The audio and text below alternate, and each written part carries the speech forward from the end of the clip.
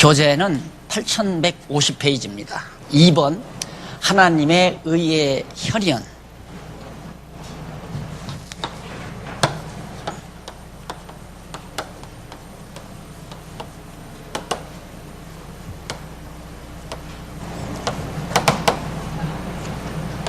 (3장) 21절에서부터 11장까지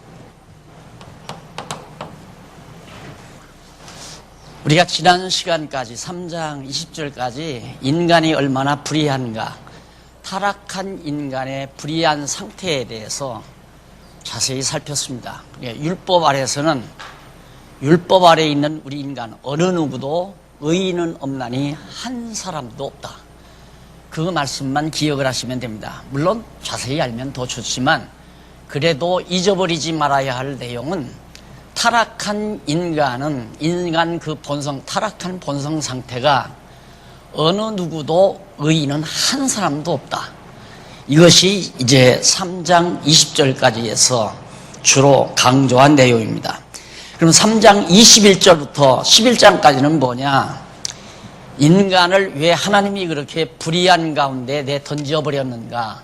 그 이유는 하나님의 의의 현현, 즉 하나님의 의를 드러내기 위해서, 나타내기 위해서 그 말이에요. 지금 굉장히 중요한 말 했는데 기억나요? 굉장히 중요한 말을 했거든요. 하나님이 왜 인간을 불의한 상태에 놔뒀는가? 내던져서 의인은 한 사람도 없게 만들어버렸는가? 그 이유는 인간의 의를 드러내지 아니하고 하나님 자신의 의, 옳은 것 이 말이죠. 하나님의 뜻만, 하나님의 생각만, 하나님의 계획만이 의로운 것입니다. 아무것도 의로운 것이 없어요. 내 주장, 내 계획, 내 생각, 우리들이 선한 것처럼 생각하고 말하는 것들이 그것이 의가 될 수가 없어요. 하나님의 의만이 진정한 참 의다. 그래서 이 의를 현현, 나타낸다 그 말이거든요. 나타내기 위해서, 드러내기 위해서 그 말이에요. 공부 다 한 거예요. 11장까지 공부 다 한 거예요. 이게 우리 중심에 꽉 배겨야 돼요. 아하, 우리를 이렇게 죄악 가운데 두시고 죄인으로 살아갈 수밖에 없고 사악할 수밖에 없게 하나님께서 그렇게 내던져버린 이유는 하나님의 의를 드러내기 위해서 그러신다. 자, 그러면 정말 그런가에 대해서 우선 거기 바로 밑에 의미 분석 나오죠? 의미 분석. 천문단이 의미 분석이에요. 로마서 3장 21절에서부터 11장은 성령께서 부활 승천하시니까 그리스도이심을 하나님의 의의 현현을 통해 하나님의 의를 드러냄을 통해서 예수가 그리스도이심을 증거하려는 거다. 그 내용 가운데 3장 21절부터 5장 11절까지는 이 부분이 오늘 공부할 대목입니다. 하나님의 의의 실현.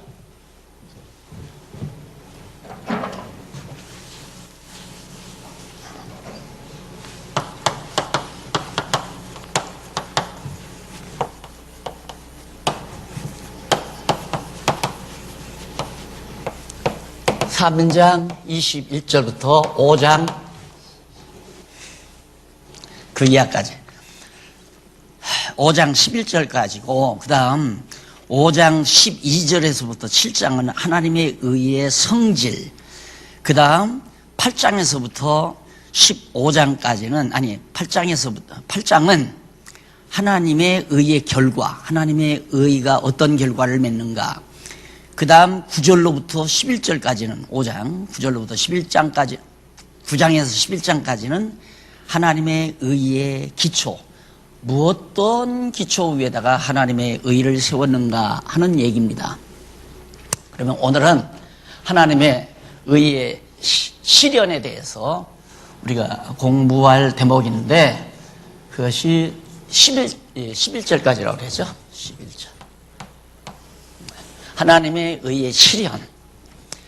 그러면 인간들을 전부 불의한 가운데 그렇게 놔두시고 하나님의 의를 어떻게 실현해 나가시는가, 이제 나타내 가시는가, 그것을 실제로 나타내시는가, 그 말이죠. 그러니까 화가가 그림을 그릴 때 바탕을 검게 그렇게 막 다 칠해 놓는 것은 뭔가 그 검은 바탕 위에다가 밝게 뭘 드러내기 위한 목적이 있습니다. 화가가 그림을 그릴 때 그와 마찬가지로 하나님께서는 당신의 의를 확실하게 분명하게 드러내시려고 바탕을, 인간들의 기본 바탕을 다 새카맣게 다 죄인으로 다 덮어놔 버렸다. 그리고 거기에 하나님의 의를 이제 실현하는 겁니다. 그 실현 내용 중에 내용을 의미 분석을 해보면 첫 문단에 나오죠. 로마서 3장 21절로부터 5장 11절은 성령께서 부활 승천하시니가 그리스도이심을 하나님의 의의 실현을 통해서 증거하신다. 그러니까 하나님의 의를 왜 실현하는가? 예수가 그리스도이심을 증거하기 위해서, 그 말이죠. 그러면 그 내용을 조목조목 의미 분석을 해보면 3장 21절에서 31절은 실현의 방법, 도대체 하나님께서 의를 실현하는 방법은 무엇인가? 그 다음 두 번째로 실현의 신뢰, 늦게 온 사람들 의자 들고 뒤에 서 있어요. 실현의 신뢰. 그 다음 11절로부터 그 이하 11절 죄송합니다. 23절로부터 5장 11절은 실현의 완성. 그러니까 실현의 방법, 실현의 신뢰, 실현의 완성. 이 세 가지가 바로 21절로부터 5장 11절까지 내용으로 그렇게 묶어져 있습니다. 이게 의미를 분석한 내용이에요. 그럼 제일 먼저 나온 실현의 방법에 대한 내용인데, 그 밑에 나오죠. 양쪽 가로 1번, 실현의 방법을 알려줌.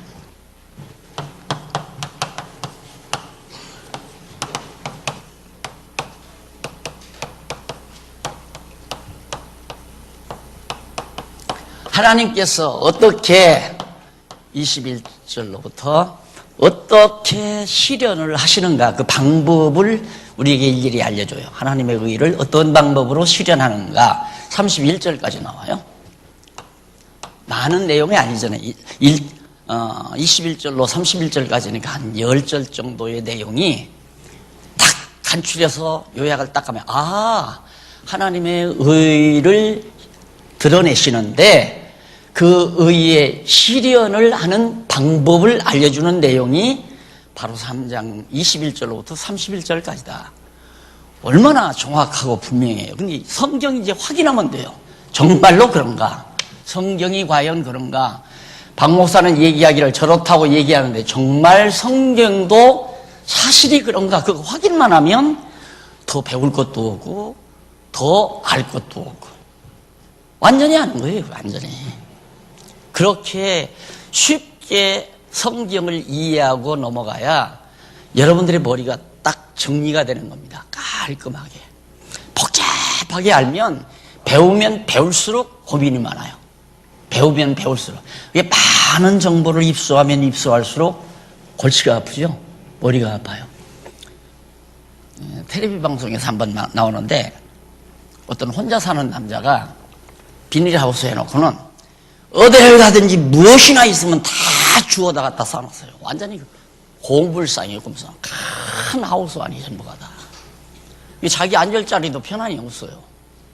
그런 거나 똑같아요. 그러니까 이렇게 성경을 복잡한 것이 아니고 딱 정리해보면 아주 간결하다. 그래서 실현의 방법이 정말 어떤 것인가를 하나하나 살펴가면 됩니다. 그러면 먼저 실현의 방법 중에 먼저 3장 21절로 26절 52페이지에 나오죠. 하나님의 의가 나타나 그리스도의 구속으로 의롭다 칭한다. 방법입니다. 하나님의 의가 나타났죠. 하나님의 의가 나타나서 그리스도의 구속으로 말미암아 죄에서 우리를 다 구속해서 우리를 의롭다고 하신다.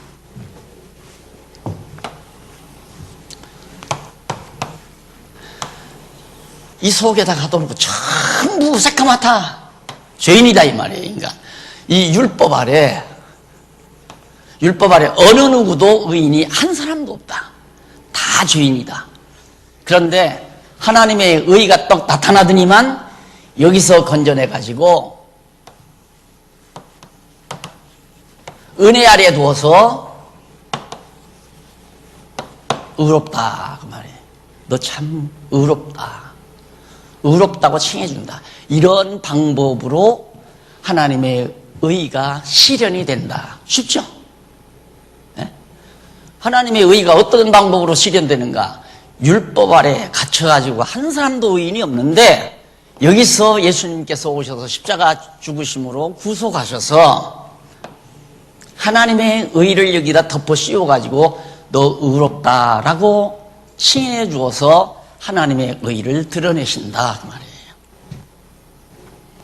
그러면 성경 본문이 정말 맞은가 한번 읽어보십시다.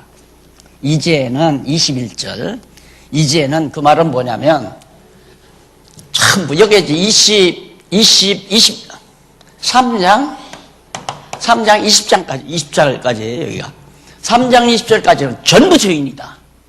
이제는 그 말은 여기는 이제 지금은 예수님이 오셔서 십자가에 못 박혀 죽으시고 구속하신 지금은 이제는 하나님의 의가 나타나서 그 말이에요. 율법 외에 하나님의 한 의가 나타났으니 율법과 선지자들에게 증거를 받은 것이라. 율법과 선지자들에게 증거받은 것이 예수 그리스도 아니에요. 모세와 엘리야가 변화산에 두 감람나무로 지난 주일날 배운 대로 두 감람나무 나왔죠. 두 증인. 그러니까 두 증인이 율법과 선지예요. 그러니까 율법과 선지가 증거한 대로 바로 그가 하나님의 의다 그 말이에요. 하나님의 의로 나타났다. 그러면서 22절 곧 예수 그리스도를 믿음으로 말미암아. 여기는 곧 그 하나님의 의가 곧 예수 그리스도다 이 말이에요. 그 예수 그리스도를 믿음으로 말미암아 모든 믿는 자에게 미치는 하나님의 의인이 차별이 없느니라. 여기서 모든 믿는 자, 그러니까 유대인이나 이방인이나 할 것 없이 예수를 그리스도로 믿는 자에게는 다 의롭다고 칭해준다 이 말이에요. 차별 없이. 예. 유대인이라고 해서 율법 지켜서 의인이 되는 것이 아니고 이방인은 예수 믿어 의인이 되고 유대인들은 율법 지켜서 의인이 되고 이게 천주교란다. 침례교가 말하는 세대주의 신학이거든요. 이 침례교는 예수님 오시기 이전에는 율법을 지켜서 의롭다함을 얻었다는 거예요.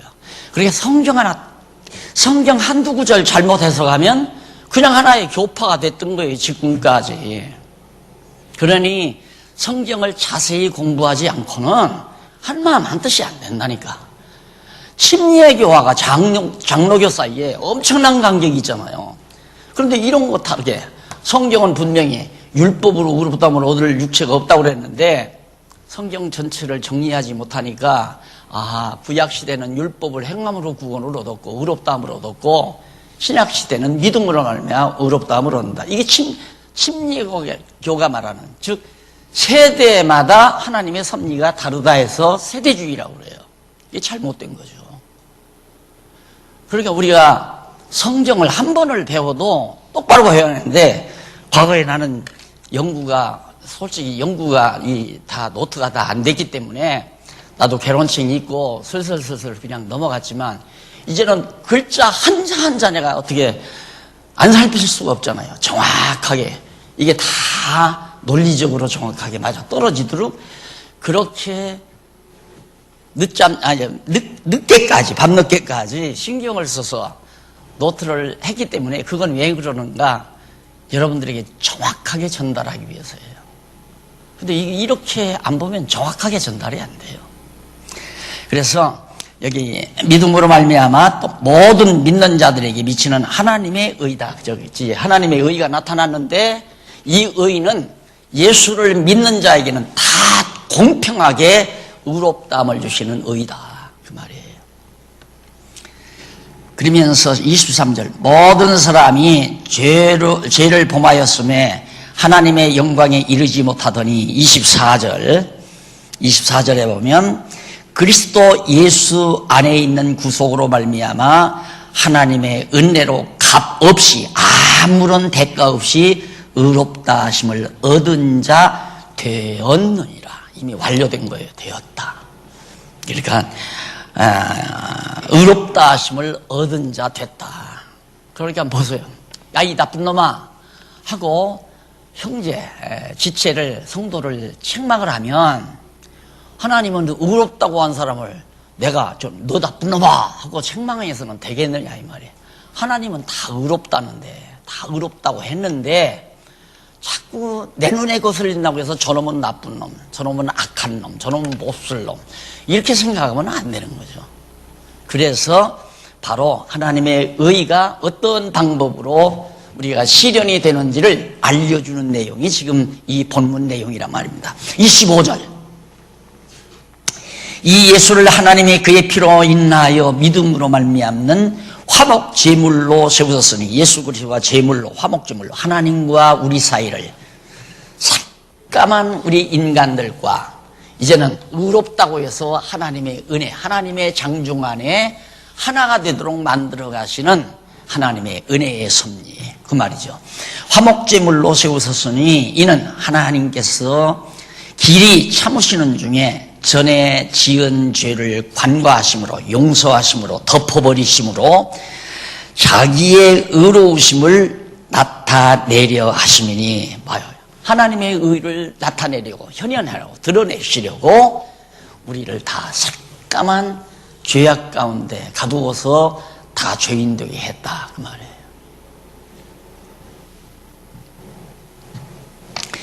곧 이때에 26절, 자기의 의로우심을 나타내사 자기도 의로우시며 또한 예수 믿는 자를 의롭다 하려 하심이니라. 왜 그러면 그렇게 하는가? 나도 의롭고 우리들도 의롭고 예수님 자신도 의롭고 의로운 사람끼리 하나 되게 하려고 그렇게 했다. 여기하고는 하나가 될 수가 없잖아요. 그냥 놔두면. 그러니까 새까맣게 죄인들을 구속해서 우리를 의롭다고 칭해놓고 의로우신 예수 그리스도, 하나님의 의로 드러나신 그리스도와 우리가 하나가 되게 하려고. 이게 교회란 말입니다. 이게 교회. 그러니까 교회란 이런 건물이 있고 당회가 있고 재직회가 있고 이게 아니고, 정말 우리가 깨닫고 이 복음을 깨닫고, 아, 내가 그리스도로부터, 하나님께로부터 의롭다함을 얻었으니 나와 그리스도는 하나이다. 그럼 여기는 우리지, 우리. 이게 몸 아니에요? 지체. 머리는 그리스도고. 예, 머리는 그리스도고, 의롭다함을 얻은 우리는 그리스도의 몸이고. 이게 교회예요. 이것만이 교회예요. 그런데 사람이 모이고 돈이 모이면 걷어잡기 위해서 조직을 하고, 조직을 해서 거기 대장을 세우고, 대장을 세워서 다스리려니까 법을 만들고, 법을 만들어서 사람들을 억압하고, 이렇게 해서 만드는 것이 종교 집단들이란 말입니다. 그거 아니라니까요. 절대 아니에요. 그러니까 여러분들이 지금 공부하듯이 배우고, 우리가 다 과거에는 전부 새까맸구나. 그런데 예수 그리스도의 구속의 은총으로 그냥 거저 예수의 의로운 옷을 다 입혀놓고, 구약시대 그러잖아요. 제사장들이 다른 지파보다 의로운 게 아니에요. 똑같이 죄인인데 제사장복을 만들어가지고 입혀놓고 거기다가 피를 뿌려서 거룩하다고 인정하는 거죠. 그러니까 의롭다고 인정하는 거예요. 칭해주는 거. 우리가 실제로 의인이 아니라 우리 실제는 더러운 죄인이죠. 죄인 아닌 사람은 없잖아요. 다 욕심도 있고 시기도 있고 질투도 있고 미움도 있고 온갖 인간의 더러운 속성들을 다 가지고 있지만, 하나님께서 그걸 다 뭘로? 예수 그리스도의 의의 옷으로, 세마포 옷으로 박사놓고, 야, 너 참 깨끗하다 라고 인정해 준 것이다. 그래서 예수님과 우리가 하나 된 것이 이게 교회다. 그래서 이 교회를 해보고 싶은 것이 간절한 소원이거든요. 오직 이 교회만이 교회다. 이런 교회만이. 그런데 우리 인간들은 자꾸 보이는 것 때문에 이런 교회에 대한 의식은 약해지고 보이는 교회에 대한 의식이 강해져요. 그건 누구가 좋으냐면 종교 지도자들이 그걸 너무너무 좋은 거죠. 그렇게 자꾸 보이는 것을 추구하면 지도자들은 얼마나 좋아요. 그리고 실제로 목사만 없어도 허전하고. 내가 저쪽 복지관에 연구소를 정해놓고 그쪽에 갔는데 차 있을 때는 차만 입구에 돼 있어도 든든하대요. 다 복지관 식구들이. 근데 차만 없어도 허전하다는 거예요. 얼마나 박 목사가 좋겠어요. 그러니까 해먹는 거죠. 그렇게 되면 박 목사가 얼마든지 해먹을 수 있어요. 그래 이게 아닌 걸 아니다라고 가르치고 정말 그리스도와 한 몸 됐다고 하는 이 신령한 교회, 참교회, 신약교회, 참교회 이것을 지향하려니까 이게 이제 훈련이 안 돼가지고 좀처럼 그쪽으로 마음 갖는다는 게 쉽지 않다 그 말이에요. 한 해가 가면 될까, 이태가 가면 될까, 한 3년이 가면 될까, 좀처럼 그게 잘 안 된다 이 말이에요. 이게 빨리 돼야 하는데 그래야 교회가 순수해지고 아름다워지는데. 자, 그래서 그 다음에 27절에 보면 그런즉 자랑할 때가 어디뇨? 있을 수가 없느니라. 무슨 법으로냐? 행위로냐? 아니라 오직 믿음의 법으로다. 거기 보면 자랑할 것이 없다. 이렇게 된 사람을 예수 그리스도의 완전한 은혜로 의의 옷을 입혀서 의롭다고 걸어줬는데 우리 자신 속에 내가 자랑할 거 뭐 있냐 이거예요. 그러나 우리는 끝없이 자기를 자랑하고 싶어 한다. 자기를 자랑하고. 자랑을 왜 하는가? 내가 자랑하면 상대가 부러워하는 걸 보고 싶어서. 아주 악랄한 심리예요 이게. 얼마나 악랄한 심리인지 압니까? 자랑을 하면 저 사람이 나를 얼마나 부러워할까. 이것 때문에 자랑할 걸 만들려고 애를 쓰거든요. 자랑할 걸 만들려고. 예. 성경 잘 알면 심리학 안 배워도 심리학 박사 돼요. 성경이 전부 인간 마음을 다루는 거기 때문에. 그렇기 때문에 함부로 좋은 옷 입기도 힘들고 좋은 차 타기도 힘든 거고 좋은 집 사기도 힘든 거고 살기도 힘든 거고. 솔직한 고백 하나 합시다. 새 집 아파트 사가지고 이사 가가지고 한 분을 초대를 안 했어요 제가. 한 분을. 초대하고 싶은 마음이 많지요. 자랑하려고가 아니라 고마워서 함께 기뻐하고 싶어서 초대하고는 싶지만 근데 내 마음대로 함께 기뻐하는가 그게 아니다 얘예요. 친척들 왔다 가는데도 그렇더라고요. 아 이게 그게 아니로구나. 그래서 이 자랑한다는 게 얼마나 악랄한 심리인가를 저는 늘 깨닫고 있습니다. 그 과거에도 그런 얘기 했잖아요. 새로운 장롱들이 나오면 신방 오라고. 목사님 신방 좀 오세요. 그 말은 뭐냐면 장롱 구경을 오라는 얘기거든. 그런 집에 가서는 장롱 뒤로 이게 등받이하고 내가 예배를 드렸죠. 그냥 기도를 하잖아요. 그런 집에 가서는 안 돼요. 안 돼. 자랑할 게 뭐 있어요 우리가. 하나님 앞에서 자랑할 게 뭐 있냔 말입니다. 자랑하려다 보면 부끄러운 거죠.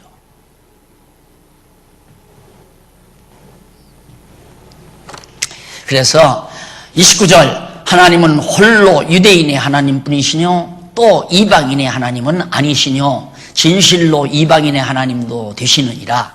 야, 이방인들 율법 아래 없었다고 해서 이방인들 무시하고 유대인들 너희들만 의롭다고 자고했지만 아니다 이거야. 너희들도 율법으로 말미암아 의롭다므로 오는 것도 아니고 이방인들도 율법으로 의롭다므로 오는 게 아니라 다 예수 그리스도의 구속으로 말미암아 의롭다함을 얻은 거니까 유대인 너희도 자랑하지 말라 그 말이에요. 그러면서 30절 할례자도 믿음으로 말미암아 또는 무할례자도 믿음으로 말미암아 의롭다 하심을 하나님은 의롭다 하실 하나님은 한 분이다. 할례자는 유대인이고 무할례자는 이방인 아니에요. 그 사람들을 의롭다고 할 분은 한 분 하나님뿐이다 이 말이에요. 그런즉 우리가 믿음으로 말미암아 율법을 폐하느뇨 그럴 수 없느니라. 도리어 율법을 굳게 세우느니라 하는 말씀이 있어요. 거기 하나 정리하고 넘어갈 부분이 있습니다. 마지막 이쪽 어디냐면 8155페이지 8155페이지 중간쯤 보면 히스타노멘이라는 말 헬라어 하나가 나오죠. 찾으셨죠? 중간에 히스타노멘 그 한 줄 위에 뒷부분에 보면 굳세게 세우느니라. 이제 마지막 절에 31절에 마지막 최후의 율법을 굳게 세우느니라. 이거 하나 때문에 율법을 굳게 세웠다는 이 해석 하나 때문에 오늘날 한국교회 모든 개신교 지도자들이 봐라, 율법 폐하는 게 아니라 율법을 굳게 세우니까 율법 지켜야 된다. 그래서 자꾸 율법 지키라고 하는 거예요. 그러니까 이렇게 동사 하나를 잘못 보면 엄청난 교리가 달라진다니까요. 그런데 그러면 굳게 세우느니라고 하는 말의 뜻이 뭐냐? 그 뒤에 히스타노멘이라는 말이 옆이나 가까이 서다, 옆이나 가까이 세우다, 옆이나 가까이 서다, 아니면 권리를 포기하지 않다. 내가 보기에는 권리를 포기하지 않는다 이 말이에요. 그리고 율법의 권리는 뭔가? 정죄예요. 율법은 어떤 권리가 있나? 정죄하는 권리, 정죄 기능이 있다 이 말이에요. 죄를 정하는 기능. 이게 없어진 게 아니다 그 말이에요. 그런데 굳게 세우느니라 해놓고 봐라, 굳게 섰으니까 우리는 율법 지켜야 된다, 이렇게 얘기가 되는 거죠. 그럼 그 부분 제가 다시 해석해 놓은 거 한번 읽어보세요. 자, 등의 뜻으로, 그러니까 권리를 포기하지 않다 등의 뜻으로 여전히 율법의 정죄 기능은 남아있다는 것이다. 그러니까 율법의 정죄 기능이 없어진 게 아니라 율법의 정죄 기능은 여전히 지금 이 시대에도 그대로 있다. 그러니까 우리가 그 원리로 볼 때 우리가 은혜 아래에 있지 아니하고 율법 아래 들어가면 죄인이에요, 죄인 아니에요? 다시 죄인 되는 거예요. 기능을 가지고 있으니까, 정죄 기능이 그대로 있으니까 율법을 지키려고 율법 아래 들어가면 전부 죄인이 돼버린다 이 말이에요. 그러니까 한국교회 강단에서 허다한 교회 지도자들이 성도들을 전부 그리스도의 의뢰에서 빼다가 율법의 종로로 시켜가지고 안식일 지켜라, 뭐 해라, 11조를 내라, 금식을 해라, 이런 식으로 율법대로 자꾸 성도들을 이래라 저래라 해가지고 죄인 다 만들어버리는 거죠. 그러니 이렇게 자세히 공부 안 해서 되겠어요? 이렇게 자세히 과거에는 나도 이렇게 자세히 공부 안 시켰잖아요. 그냥 개론책 놓고 술술술 읽어가면서 성경 읽고 그냥 지나갔죠. 단어 하나하나가 그만큼 우리의 신앙을 좌지우지한다 이 말이에요. 내가 죄인이 되느냐 의인이 되느냐의 판가름이 굳게 세우느니라고 하는 이 단어 하나 때문에 한국교회가 모든 지도자들이 강단에 서기만 하면 안식일 지키는 것은 성도의 기본 자세다, 이런 십계명 지켜라, 이런 식으로 얘기를 하고 가르칠 수밖에 없는, 그만큼 신학적으로 우매하다 이거죠.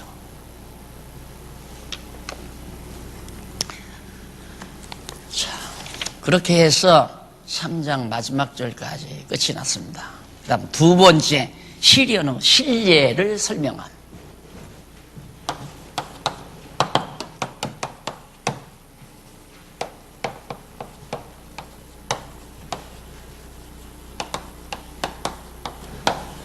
사장 1절로부터 4장 1절에서부터 22절까지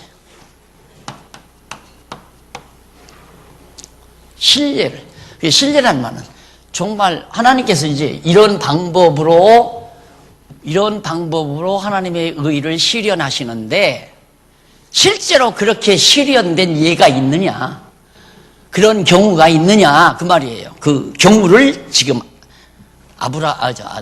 바울이 열거합니다. 참나 이 로마서, 바울이 쓴 로마서 이렇게 논리적으로 정리하면서, 이야, 바울의 머리가 정말 논리적이다. 근데 바울의 머리가 논리적이 아니라 바울에게 감동한 성령께서 너무너무 논리적이다 이 말이에요. 착착착착. 그렇게 논리에 따라서 공부를 하면 머리가 맑아져요. 맑아진다는 말은 총명해진다 이 말입니다. 예, 논리가 없이 말하면 머리가 복잡해져요. 이 말했다 저 말했다면 복잡해지잖아요. 근데 논리를 따라서 쭉 얘기하면 머리가 아주 총명해져요. 그래서 신뢰를 설명하는 내용이, 여기 저 방법 얘기했으니까, 그러면 그 방법으로 알려줬으면 실제가 있느냐 없느냐, 그런 신뢰가 있느냐 없느냐, 그걸 지금 4장에서 밝혀주는데, 첫째 신뢰가 뭐냐면 4장 1절로 8절, 아브라함은 믿음을 의로 여긴 예를 다윗의 말로 설명을 합니다. 아브라함이 바로 그 방법이다. 아브라함이 이렇게 이런 방법으로 실제 의인이 된 거다, 그 말이에요. 아브라함의 예가 구약에서 그걸 다윗의 말로, 다윗이 시편에서 한 말로 신뢰를 들어주고 있는 겁니다. 그럼 한번 읽어보십시다. 그런즉 육신으로 우리 조상된 아브라함이 무엇을 얻었다리요 했을 때, 거기 하나 잠깐 또 큰 문제는 아니지만 그래도 정확성을 기하기 위해서 157페이지 8157페이지 성경 본문 말고 네 번째, 여기 무엇은, 아브라함이 무엇을 얻었다리요 할 때 그 무엇이란 말입니다. 그런 아브라함이 무엇을 얻었다리요 했을 때 그 무엇이란 말이 티스란 말이에요. 헬라어로 티스라고 하는데, 그 말은 누구라는 뜻도 있고 무엇이라는 뜻도 있어요. 그런데 어느 것이라는 뜻도 있습니다. 그런데 이 본문에서는 무엇이라고 번역하는 것보다 어느 것이라고 번역하는 것이 훨씬 더 깔끔하다 하는 얘기예요. 왜 그러냐면 그 다음 문장을 보면, 만일 아브라함이 행위로서 의롭다함을 얻었으면, 그러니까 어느 것은 행위로 의롭다함을 얻었느냐, 믿음으로 의롭다함을 얻었느냐, 이 둘 중에 하나라. 그러니까 둘 중에 어느 것에 의해서 의롭다함을 얻었느냐라고 우리가 이해를 해야 되기 때문에 무엇이라는 말보다는 어느 것이라고 번역하는 것이 훨씬 더 깔끔한 번역이다, 이렇게 말씀을 드리고 지나갑니다. 이 아브라함도 믿음으로 말미암아 의롭다함을 얻었다. 이거 왜 그러는가? 그 다음 읽어보면 아브라함이 할례 받기 전에 의롭다함을 얻었냐, 할례 받은 이후에 의롭다함을 얻었느냐, 할례와 무관하게 의롭다함을 얻었다 이거예요. 아브라함이 할례를 받았기 때문에 의인이 됐다. 이 말은 여기 유대인들에게는 지출이 흔드는 말이에요. 유대인들의 가장 큰 무기가 우리는 할례 받은 민족이다 그거예요. 너 이방인들은 할례 못 받은 족속이다. 우리는 할례 받은 족속이다. 이 할례 받았다는 것으로 목의 힘을, 지금도 그거 아니에요? 우리는 할례 받은 족속이다 이거예요. 그런데 바울이 할례 받기 이전에 벌써 아브라함은 의롭다함을 얻었다, 그걸 내세우니까 아브라함 때려 죽이고 싶죠. 그래서 아브라함을 이렇게 핍박한 거. 죄송합니다. 바울을 때려 죽이고 싶죠. 미우니까. 과거에 우리 한국교회 목사들이 박 목사 미워하듯이 얼마나 미워했습니까? 그냥.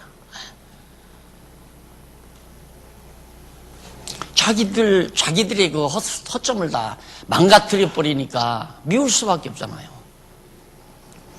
그래서 그 아브라함이 하나님을 믿음에 이것이 저에게 의로 여기신 바 되었느니라. 일하는 자에게는 그 삭슬 은혜로 여기지 아니하고 빛으로 여기거니와 이 일을 아니할지라도 경건치 아니하는 자를 의롭다 하시는 일을 믿는 자에게는 그 믿음을 의로 여기시나니, 일한 것이 없이 하나님의 의로 여기심을 받는 사람의 행복에 대해서 다윗이 일찍이 예언했다 이거예요. 그 불법의 사하심을 받고 그 죄를 가리우심을 받는 자는 복이 있고, 주께서 그 죄를 인정치 아니하실 사람은 복이 있도다. 보세요.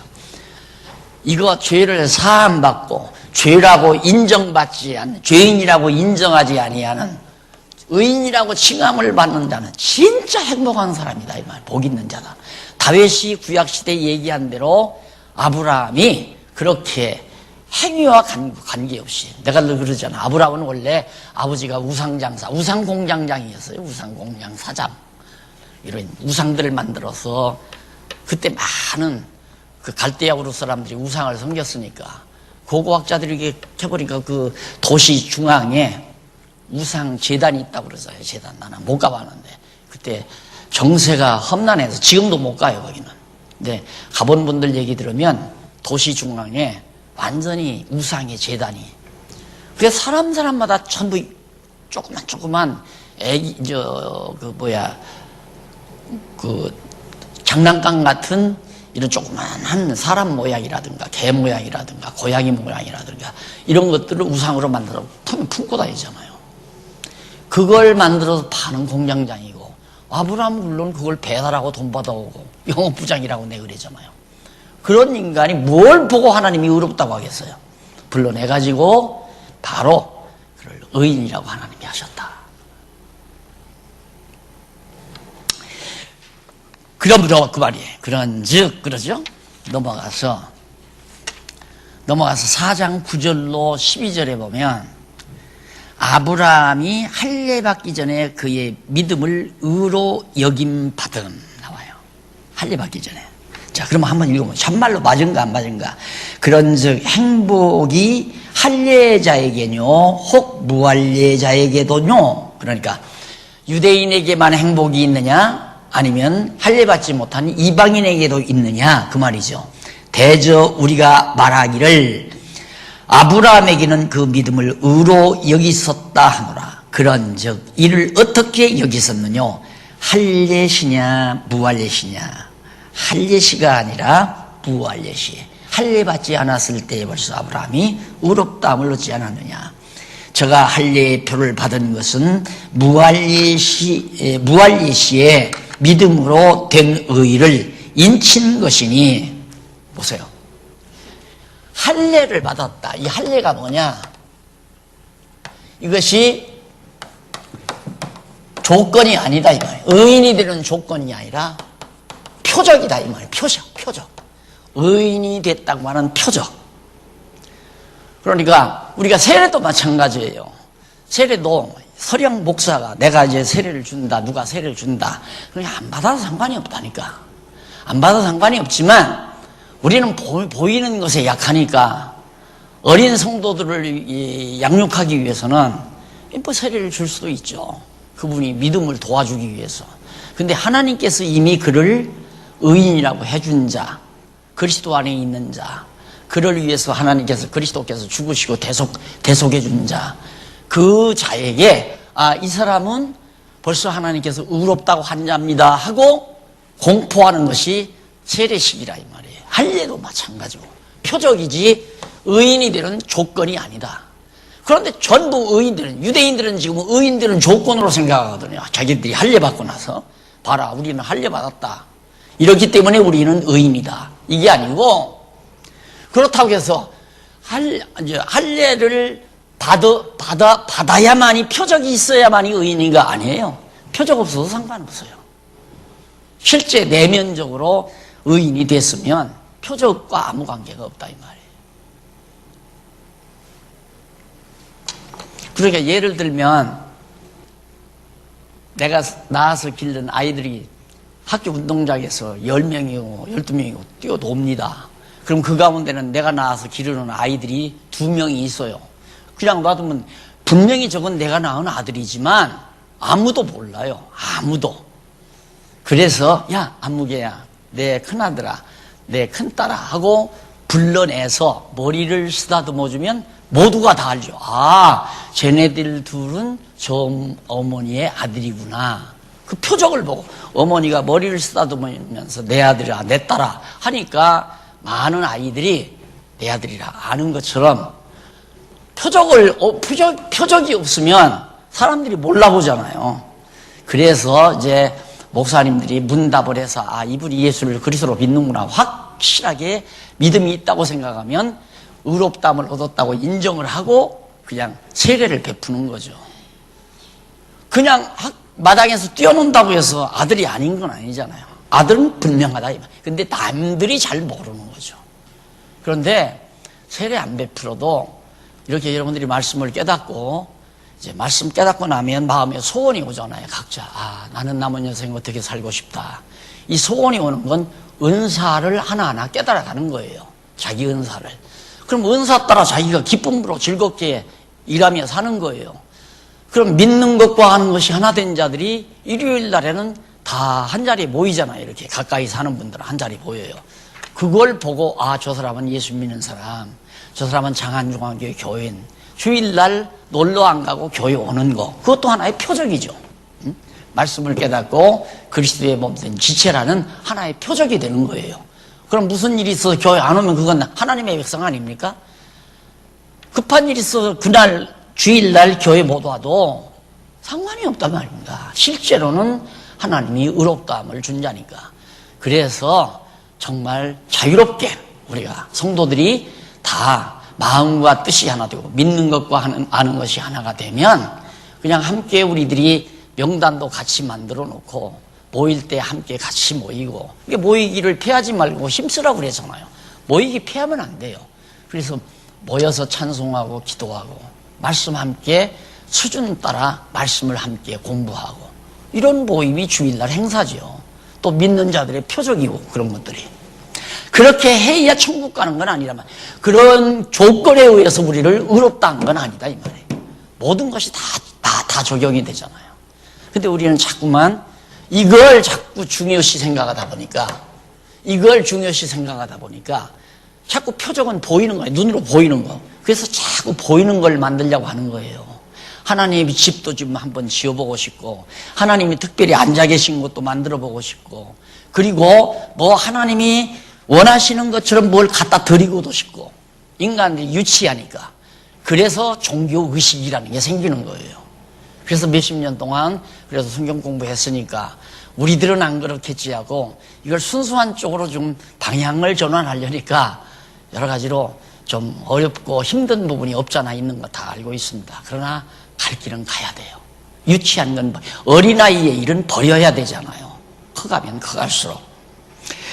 자, 그 다음 무할레시에 그렇게 됐다. 그래서 왜 저희로 의로 여기심을 얻게 하려고, 그러니까 우리들로 하여금 죄인들을 다 의로 여기심을 얻게 하려고 그렇게 하나님께서 믿음의 조상, 믿음으로 말미암아 의롭다함을 얻은 아브라함이 할례 전에, 의롭다함을 얻은 건 할례 받은 자나 받지 않은 자나 유대인이나 이방인이나 할 것 없이 모두가 다 하나님의 의를 힘입게 하기 위해서 그렇게 했다. 지금 그 얘기죠. 그 말씀이죠.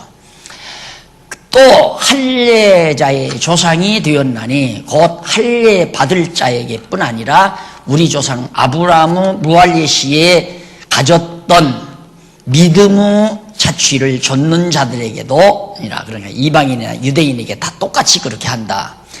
13절 아브라함이나 그 후손에게 세상의 후사가 되리라고 하신 언약은 율법으로 말미암은 것이 아니라, 아니요, 오직 믿음의 의로 말미암은 것이니라. 아브라함이 여기 이제 아브라함 아니에요. 여기는 모세는 아브라함보다 1500년이니까 500년 후에야, 500년 후에 여기가 모세란 말입니다. 그러면 아브라함은 모세의 율법이 있기 전에 아브라함이에요. 그러니까 아브라함은 율법도 없을 때 벌써 의롭다함을 얻었다 이 말이에요.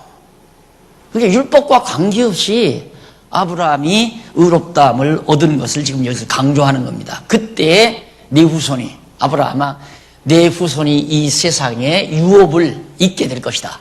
그러니까 아브라함의 자손들이 쭉 번창해가지고 아브라함이 이삭을 낳고 이삭이 야곱을 낳고 이삭이 야곱을 낳고 이삭이 이제 야곱과 에서를 낳았죠. 야곱과 에서를 낳고 에서는 이제 광야로 나가가지고 중동 국가들의 조상이 되고, 그 다음 야곱은 이스라엘 민족의 조상이 되고, 그렇게 해서 세상을 유업으로 받은 자들이 된 거다. 뭘로? 아브라함이 믿음으로 말미암아. 율법과는 아무 관계없이 그 말이죠.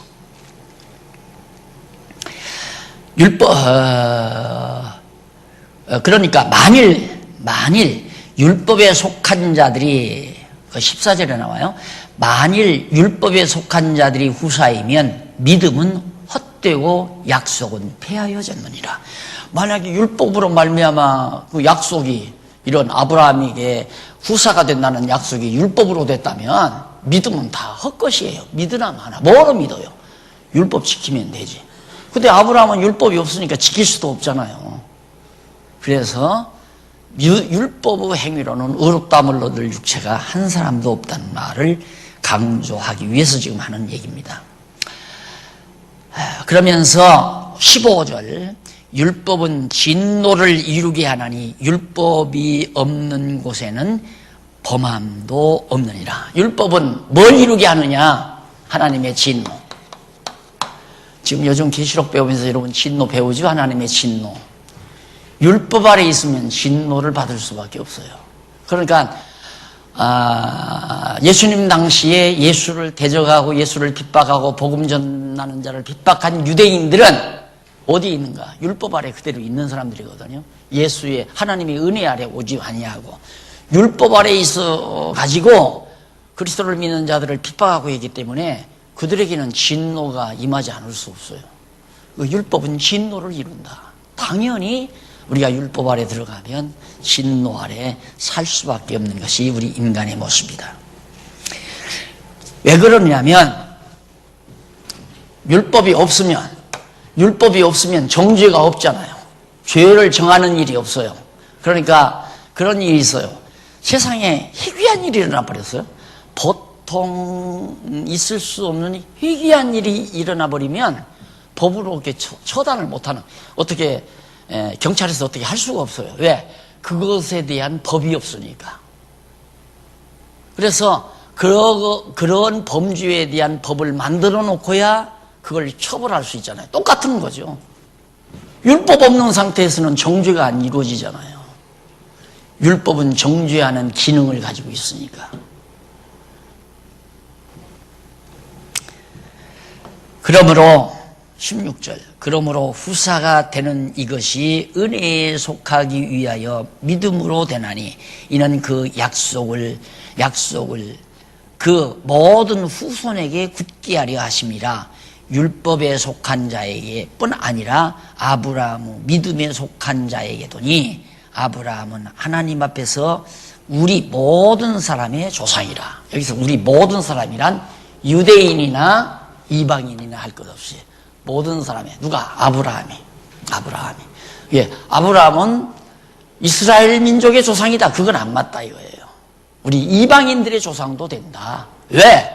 할례 받기 전에 의롭다함을 얻었으니까. 우리들도 할례 안 받은 자가 의롭다함을 얻지 않느냐. 그러기 위해서 아브라함이 할례 받기 전에 의롭다함을 하나님이 주신 것이다. 그래서 유대인이나 헬라인이나 할 것 없이 모두가 다 정말 이 약속이 장차 하나님 나라의 영원한 나라의 유업이 주어질 것을 주실 것에 대한 약속을 받게 하려고 율법과 관계없이 모두가 다 모든 자가 믿음으로 말미암아 의롭다함을 얻게 한 것이다 하는 얘기예요. 기록된 바 17절 나와요. 기록된 바 내가 너를 많은 민족의 조상으로 세웠다 하심과 같으니 그의 믿은 바 하나님은 죽은 자를 살리시며 없는 것을 있는 것 같이 부르시는 이시니라. 이렇게 죽은 자도 살리고 없는 것을 있는 것 같이 부르시는 그런 전능하신 하나님이 우리를 다 같이 믿음의 조상, 같은 많은 민족의 조상으로 아브라함을 세운 것처럼 우리들도 하나님 나라의 유업을 잇는 자가 되게 하신 것이다.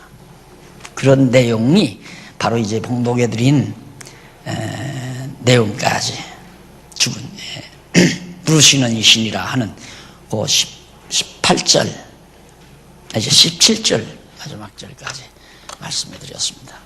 차 한 잔 드시고요 10분에 들어오십시오. 차 한 잔 드시고 4장 18절부터